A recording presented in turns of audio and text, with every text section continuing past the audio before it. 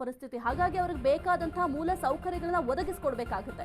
ಇನ್ನು ನಿರಂತರ ವರುಣಾರ್ಭಟ, ಪ್ರವಾಹ, ಜನಜೀವನ ಸಂಪೂರ್ಣ ಅಸ್ತವ್ಯಸ್ತ ಆಗಿದೆ. ಕಳೆದ 3 ದಿನಗಳಲ್ಲಿ ಉತ್ತರ ಕರ್ನಾಟಕದಲ್ಲಿ ಮಳೆಯ ಅಬ್ಬರ ಜೋರಾಗಿದೆ. ವರುಣ ಅಬ್ಬರಕ್ಕೆ ಉತ್ತರ ಕರ್ನಾಟಕದ ರೈತರು ಕಂಗಾಲಾಗಿದ್ದಾರೆ. ಬೆಳಗಾವಿ ಜಿಲ್ಲೆಯಾದ್ಯಂತ 18,000 ಎಕರೆ ಬೆಳೆ ನಾಶ. 1-2 18,000. ಸೋಯಾಬೀನ್, ಉದ್ದು, ಮೆಕ್ಕೆಜೋಳ ಬೆಳೆ ನೀರ್ಪಾಲಾಗಿದೆ.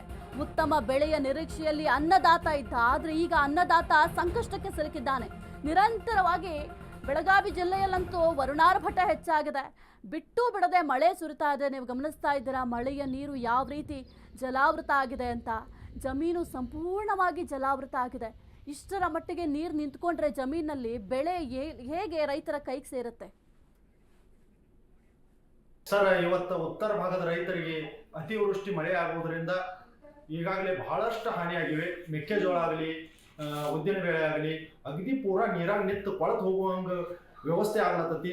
ಅದಕ್ಕಾಗಿ ಗ್ರಾಮ ಲೆಕ್ಕಾಧಿಕಾರಿಗಳು ತಕ್ಷಣ ಬಂದು ಅದನ್ನೆಲ್ಲ ಸರ್ವೆ ಮಾಡ್ಕೊಂಡು ಇವತ್ತು ಅದನ್ನ ನಾಳೆ ಅದನ್ನ ಸರ್ವೆ ಮಾಡ್ಕೊಂಡು ತಹಸೀಲ್ದಾರ್ ಆಫೀಸಿಗೆ ಕೊಟ್ಟು ನಾಳೆ ಅದನ್ನ ಮ್ಯಾಲ ಕಳಿಸಿ ಅದನ್ನ ತಕ್ಷಣ ರೈತರಿಗೆ, ಒಂದು ಉತ್ತರ ಭಾಗದ ರೈತರಿಗೆ ಪರಿಹಾರ ಸಿಗಬೇಕು. ಅದನ್ನ ಅತಿವೃಷ್ಟಿ ಆದ ಪರಿಹಾರ ತಕ್ಷಣ ಕೊಡಬೇಕು. ಇಲ್ಲಂದ್ರೆ ಎಕರೆಗೆ 40,000 ರೂಪಾಯಿ ಪರಿಹಾರ ಕೊಡಬೇಕು.